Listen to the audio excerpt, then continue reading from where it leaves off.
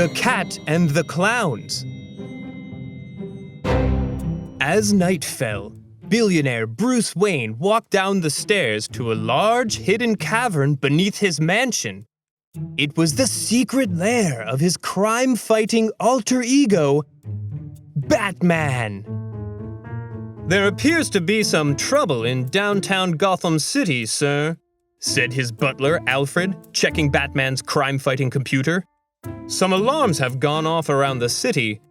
And then there's this." Alfred showed Batman something on the screen. "The bat signal is already shining over the city," the butler said. "It must be something too big for the police to handle," Batman replied. "Don't stay up. It looks like I may be working late tonight." Batman pulled his mask over his head and double-checked his utility belt. The belt contained everything he needed for his work as the world's greatest detective. Batman jumped into the rocket-powered Batmobile and roared into the night. He headed straight for Gotham City. Inside the Batmobile, the video screen lit up. It was Commissioner Gordon. "There's something going on at the art museum," the commissioner said. "I sent some police officers over there a while ago, but I've lost contact with them." "Don't worry," Batman said. "I'm on my way." "There's a rare jewels exhibit at the museum," Batman said to himself as he ran up the front stairs of the museum. "They're worth a fortune, and there are any number of criminals who would love to get their hands on them." Just as he'd suspected, a crime was in progress. The front door had been smashed in, and the guards and police were nowhere to be found. Inside the museum, Batman saw one of the guards tied up. He raced over to help him, but he realized too late that it was a trap. A net fell over the caped crusader. "Perfect," said Catwoman. The famous feline cat burglar was not alone. The Riddler and the Joker were there too. They had teamed up to rob the museum. "That's quite a catch, Catwoman," the Joker said with a laugh. As the villains started to leave with the museum's precious jewels, Batman cut his way through the net with a batarang. Then the hero threw the batarang at the Riddler. "Arr!" the villain cried as the twirling weapon hit his bag, spilling the stolen gems onto the floor. Before he could make a move, Batman slapped bat cuffs on his wrists. Catwoman and the Joker had already escaped, so Batman untied the guards and left the Riddler with them. "Tell Commissioner Gordon I'm on the trail of the other two," Batman said as he raced into the night. "You got it, Batman," replied one of the guards. Batman caught up with the two villains, but the Joker had leaped into a helicopter and was escaping with his henchmen.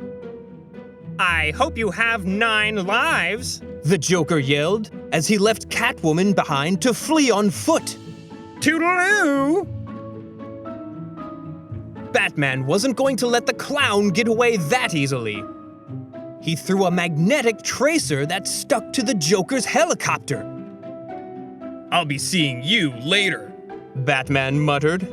"But first, Catwoman." Batman chased Catwoman to the Gotham City waterfall. The rushing water was too rough to cross, and the falls were too high for even the criminal cat to climb. She was trapped. She had no choice but to give up. Batman used his second pair of bat cuffs to secure Catwoman until the police arrived. When the police came, Batman turned Catwoman over to them. Now, he was free to find the Joker. And thanks to the tracer, the Batmobile's computer easily located the Clown Prince of Crime's hideout. He sent the coordinates to Commissioner Gordon so the police could meet him there. "Let's end this night with a laugh," Batman told the commissioner via video link as the Batmobile roared off into the night. The Joker and his henchmen were celebrating in their hideout. The jewels the Joker had stolen were going to make them rich. The Joker giggled gleefully. For once, we got away from that do-gooder!